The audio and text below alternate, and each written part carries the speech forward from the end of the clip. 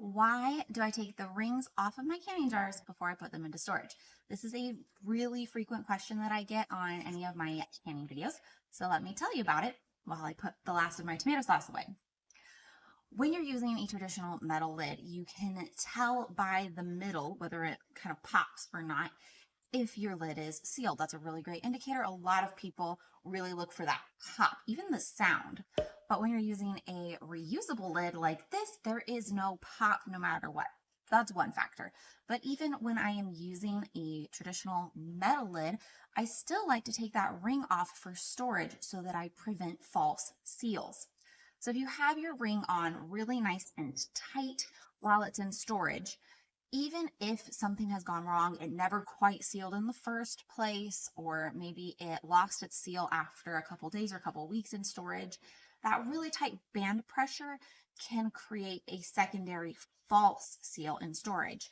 And then you can end up with canned food that seems like it's sealed. You go to open it up and you have to, put a little elbow grease in it. It makes that sound when you open it up, but maybe it's moldy or like obviously funky when you open it and you're really confused, like what happened? To just completely avoid that and not ever have to second guess whether a jar was sealed properly or not, just take those rings off. And then when you go through your pantry to assess things periodically, you'll be able to really easily tell if something is not sealed.